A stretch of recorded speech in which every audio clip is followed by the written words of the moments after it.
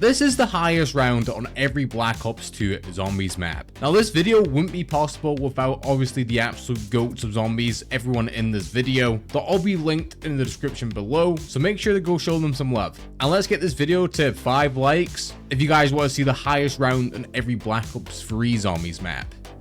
Starting off with Transit with the world record of 195 by Destroyer's EP. The fundamental parts about the Transit high rounds is the jet gun obviously, and then the galvanicals as well. And you can see they have over 59 hours of in-game time. We all know Transit isn't exactly a super fun map to play in the first place, but playing it for over or almost 60 hours pretty much, I'll pretty much just doing the same strat over and over, because after a certain point the jet gun's the only way you're going to be killing stuff, is actually kind of insane to see. Obviously we know with the jet gun as well, it has a tendency to break if you overheat it, and honestly that'd be a massive nightmare if that was to happen. But Destroyer's EP really manages to master Transit here, and I got nothing but respect for them. An absolutely insane run of zombies and a huge congratulations. Now obviously Transit is also divided into 3 sub-maps, these being Bus Depot, Town and Farm, and we're going to go over the world records of these quickly as well, because they're in some ways are a lot more impressive because you don't get the jet gun in these maps. So you're limited to weapons that don't insta-kill on the higher rounds. So first of all we got Blasters with the world record on 91 on Bus Depot, which has no perks by the way, no pack-a-punch. The only thing you get is the Ray Gun Mark II.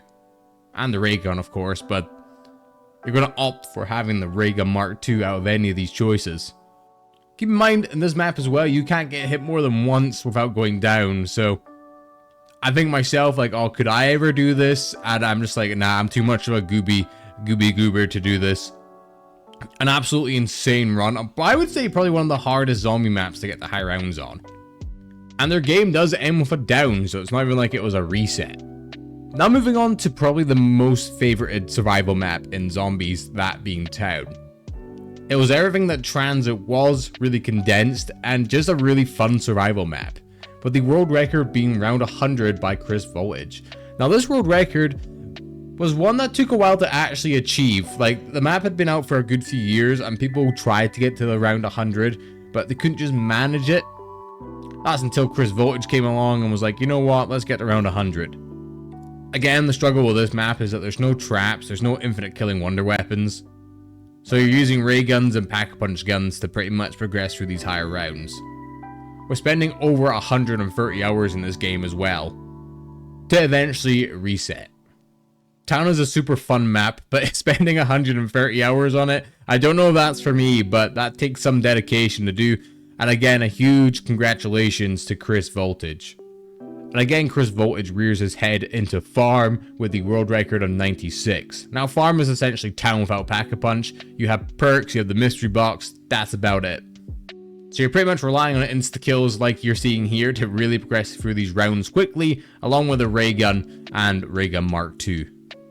And you can see here their game resets. But a super big achievement.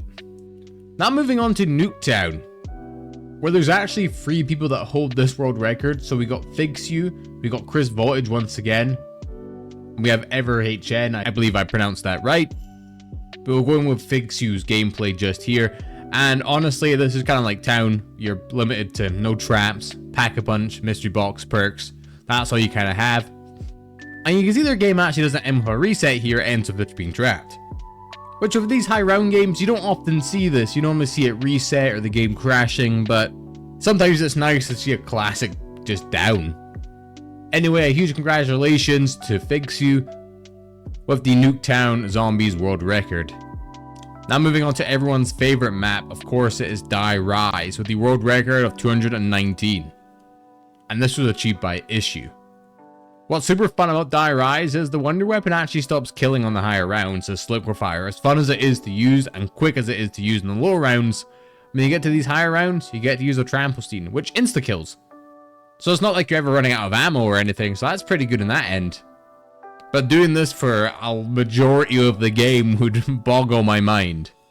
This game ends with an error as well.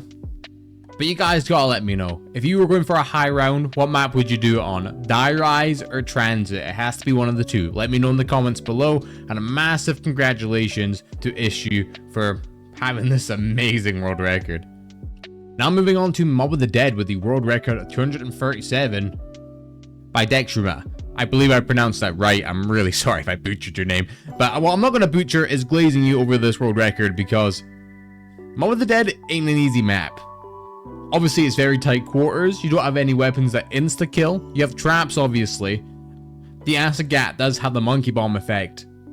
And you do have afterlife, but it doesn't mean it's always going to be smooth sailing.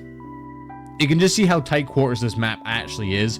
And using the combination of the Hell's Redeemer and then obviously the trap as well. This is the main way you're progressing through this map. And you can see here, it looks like they actually go for a variety of playstyles. One minute they'll be in the canteen. They'll be at this spot here where the spawns are really fast, because obviously you can use the trap and you kill whatever's coming up there with the Hell's Retriever. And their game ends with an error. But an amazing zombies run on an amazing zombies map. Next up we have Blasters, one again with I think the one and only round 255 on Black Ops 2 on Buried. Now we all know this map. Buried always has been known to be a relatively easy map because of all the things you can use on it, like the paralyzer and then obviously the buildables you can build. That, as you see here, will just kill zombies infinitely. So you're never really actually using weapons, it's more so you're keeping the pattern of getting your equipment that you need to kill the zombies and staying in the spot here. It's a very easy map to mess up because in the high rounds the paralyzer ain't going to kill anything. Because it does have a health cap on what it can kill. And they dolphin dive off the map, and that is their run over. And then moving on to our last zombie map in Black Ops 2, Origins, with the world record of 164 by Drexima once again. A lot of the early game you can also use the staffs, but in the higher round, the staffs ain't actually going to do much, and the ones that can do stuff will maybe end up crashing your game. So that's why a lot of players will end up using the tank to kill the zombies. Because all you really need to do is get points to buy the tank and get the zombies in front of it, and then just train the zombies in front of the tank as you go. It's a shame. I remember when I was a kid, I thought the staffs all insta-killed in the higher rounds, but as you get older, you realize, oh, wait a minute, they really don't. They're good for like the first 100 rounds or so, and then they kind of fall off relatively quickly. Especially the lightning and the fire staff. I mean, the fire staff will just crash your game instantly as well. And this game of zombies does in fact end with a down, but I'm pretty sure it was relatively close to reset anyway. Anyway, again, a huge congratulations to everyone on this video. Make sure to go into the description and go check out their stuff. Go check out their Twitch channels, their YouTube channels, because videos like this wouldn't be possible without them. And if you enjoyed this video, make sure to check out this video here where I go over every Black Ops 1 world record.